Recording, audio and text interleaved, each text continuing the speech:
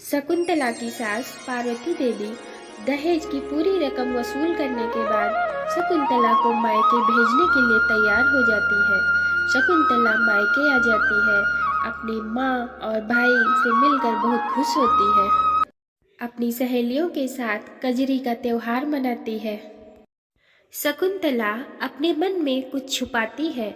उसके माँ बाप बार बार उसको पूछते हैं, लेकिन वह बताने को तैयार नहीं होती, क्योंकि शकुंतला की सास ने शकुंतला के मुंह पे ताला लगा के भेजा था और यह कहा था कि अगर यहाँ की कोई बात अपने मायके में बताई तो मैं तुझे जिंदा गाड़ दूंगी।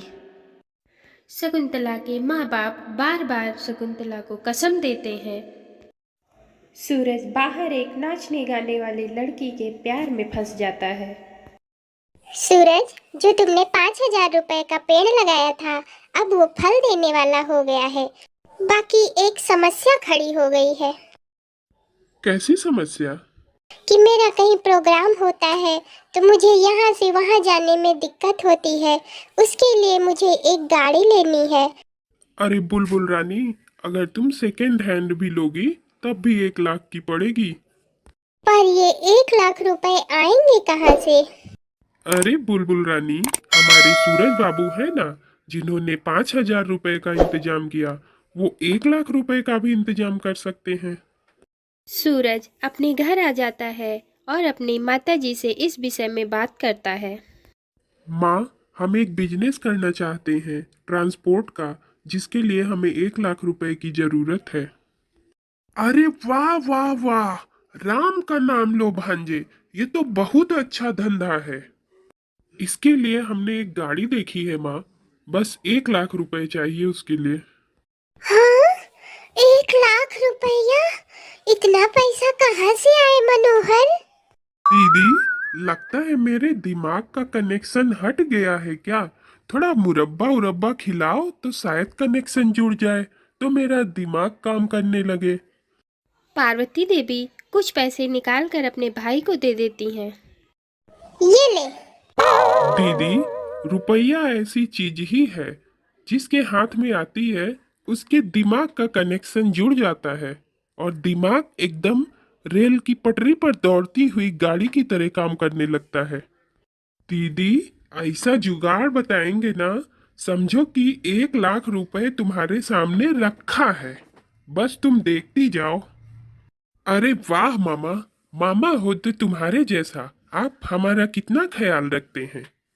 अरे भांजे, तुम्हारा ख्याल हम नहीं रखेंगे तो कौन रखेगा राम का नाम लेके? फिर एक दिन सूरज के मामा शकुंतला के मायके पहुंच जाते हैं। क्या? 1 लाख रुपए? इतना पैसा हम कहाँ से पूरा करेंगे मनोहर भैया? तो सोच लो मास्टर, शादी में तुमने लड़के को एक बुलेट भी नहीं दिया, अब राम का नाम लेके लड़का जिद करके बैठा है और कह रहा है कि हम मारुति सुजुकी ही लेंगे। अब मास्टर साहब, दामाद की इतनी छोटी सी मांग नहीं पूरी करोगे तो भाई भगवान ही जाने क्या होगा। मास्टर साहब, गौना नहीं जाएगा फिर। शकुंतला जिंदगी भर ससुराल का मुंह नहीं देख पाएगी, समझ गए आप? शकुंतला के पिताजी ने पहले ही खेत, गाय और अपनी पत्नी के कंगन बेचकर दहेज की रकम को चुकाया था। अब अचानक से 1 लाख रुपए की मांग सुनकर शकुंतला के पिताजी को तो जैसे गर्मी सी चढ़ गई और वो पसीना पसीना हो गए। हाँ, पानी। आ, प्यास लग गई आपको? अरे शकुंतला बिटिया, जरा अपने बाबूजी को पानी पिलाओ। आकि जो हमने कहा है उसके ऊपर गौर करिएगा, समझ गए ना? शकुंतला अपने बाबूजी के लिए पानी लेके आती है। बाबूजी, पानी। बाबूजी, पानी। हाँ हाँ, लो। क्या बात है बाबूजी? तबीयत ठीक नहीं है क्या? ठीक है, ठीक है बेटी, अब तुम जाओ। इधर शकुंतला की ननद अपनी भाभी को लेके बहुत परेशान रहती है। अभी तो गौना बाकी है मौसी। हमारी माँ जरूर सुरसा जैसा मुंह फैलाएंगी। उन गरीब मास्टर साहब का क्या हाल होगा। मौसी, अब तो भाभी का चेहरा मेरी आंखों के सामने नाच रहा है। हमने एक गाय को लाके कसाई के खूंटे से बांध दिया है मौसी। इस अपराध के बोझ से हमारी रातों की नींद हराम हो गई है। शकुंतला के मौसा मथुरा प्रसाद जी ये खबर सुनते ही भागते हुए शकुंतला के घर आ जाते हैं। हम ये क्या सुन रहे हैं मास्टर? पहले दोनों गाय बेचा, फिर खेत, और अब ये घर बेचने जा रहे हो। लड़की की शादी ना हो गई, हवन हो गई, उसी में सब स्वाहा कर दोगे। तो क्या करें मथुरा भाई? अगर हम मारुति सुजुकी नहीं देंगे तो वो लोग शकुंतला का गौना नहीं ले जाएंगे। अरे कैसे नहीं ले जाएंगे? उनके बाप का राज नहीं है। सरकार कानून कायदा काहे लिए बनाए है? इस कायदा कानून को लेके हम क्या करें मथुरा?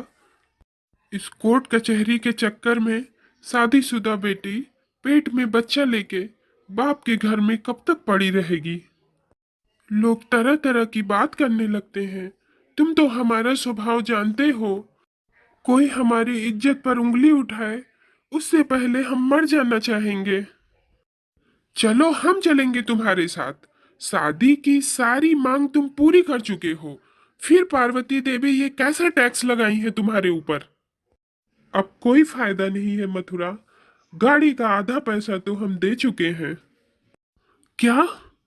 हाँ मथुरा, बाकी का 50,000 रुपए जो बचा है, जब मकान की रजिस्ट्री पे साइन करेंगे तभी वो पैसा मिलेगा, और जैसे मिल जाएगा हम वो भी चुका देंगे। इधर शकुंतला की सास और सूरज के मामा गाड़ी का आधा पैसा पाकर बहुत खुश थे। हम अनाड़ी नहीं है मनोहर कि सूरज का गौना ऐसे ही ले आएंगे। आधा पैसा मास्टर साहब पहले ही दे गए हैं। फिर एक दिन शकुंतला का गौना हो जाता है और वह विदा होकर अपनी ससुराल आ जाती है। इधर सूरज की बहन ज्योति अपनी भाभी को देखकर बहुत खुश हो जाती है। आ गई भाभी। आइए, चलिए अपने कमरे में बैठ के बात किया जाएगा। आइए मास्टर साहब, बैठिए बैठिए। इतने भले आदमी को हम पहचान नहीं पाए। समधिन जी, थोड़ा पैसा हम साथ में ले आए हैं, बाकी का जल्दी ही इंतजाम करके हम आपको दे देंगे। अरे इतनी भी क्या जल्दी थी? जब पूरे का इंतजाम हो जाता तभी लाते। वहाँ बैठी ज्योति समाचार पत्र पढ़ रही थी और वो पढ़ते ही चौंक जाती है। अब तो तुमने हद कर दिया है माँ। इस बेचारे ने अपनी बेटी की शादी क्या कर दी?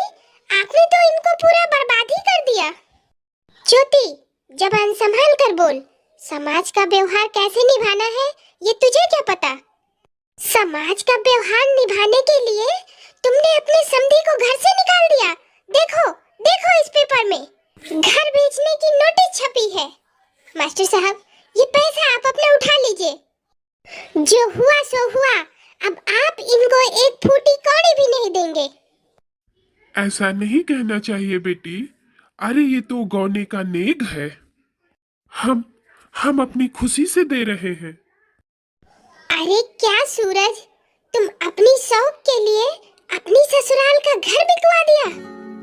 राम राम राम, तुम्हें शर्म भी नहीं आती? शर्म तो तुम्हें आनी चाहिए। तुम हमारी खुशी नहीं देखना चाहती हो, ऊपर से हमारे घर में हमारे ससुर के सामने हमारी इज्जत उतार रही हो। अरे तुम मर्द हो तो अपने पुरुषार्थ पर, अपने कमाई पर बिजनेस करके दिखाओ। अरे तुम्हारी फरमाइश को पूरा करते करते ये लोग तो कंगाल हो गए। बकवास बंद कर ज्योति। ये सब देकर मास्टर साहब हमारे ऊपर कोई एहसान कर रहे हैं क्या? इनकी बेटी को हमने अपने घर में शरण दी है। छी माँ, इतना छोटा विचार है तुम्हारा। तुम अपनी बहू को, इस घर की लक्ष्मी को इस निगाह से देखती हो?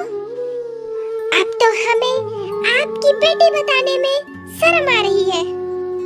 ज्योति बिटिया, ले दे के हमारी एक ही तो बेटी है। उसके संसार में सुख का सागर हिलोरा मारे, यही हमारा अरमान है। हमारी चिंता मत करो बेटी। मास्टर चाचा, हम तुम्हारी हालत देखे हैं। माँ, अगर तुम्हारे अंदर जरा भी इंसानियत है तो इनका पैसा लौटा दीजिए। ज्योति, हमारे घर में आए हुए धन को लौटाने की रीति नहीं है, तो तुम्हें अपने घर की ये रीति को तोड़ना पड़ेगा। माँ, हम तुम्हें ये पैसा कभी नहीं लेने देंगे। माँ, एक गरीब मास्टर को खून के आंसू रुला के तुम कभी सुख नहीं पाओगी। माँ, कभी सुख नहीं पाओगी। हम कह रहे हैं, लौटा दो ये पैसा। हम बड़े अरमान से अपनी शकुंतला का गौना किए हैं। अरे ये तो हमारा ही भाग्य है कि बड़े अरमान से हमारे दामाद ने हमसे कुछ मांगा है और हम उनको दे पा रहे हैं। इस पुण्य से हमें वंचित मत करो बेटी। माँ, एक बात सुन लीजिए, भाभी हमारी अपनी बहन है। अगर किसी बात का गुस्सा भाभी के ऊपर उतारने की कोशिश की तो हम तुम्हें नहीं छोड़ेंगे। इतना कहकर ज्योति वहां से चली जाती है। क्या इन पैसों को लेकर सूरज और उनकी माँ का मुंह बंद हो जाएगा या आगे और सुरसा की तरह मुंह फैलता ही जाएगा? जानने के लिए देखिए हमारी अगली वीडियो। फिर मिलेंगे आप लोगों से एक नए वीडियो के साथ। तब तक के लिए बाय बाय। हमारे चैनल को सब्सक्राइब करें, वीडियो को लाइक एंड शेयर करें। Thank you. हमारी वीडियो रोजाना 6 से 7 के बीच में आती है, देखना ना भूलें।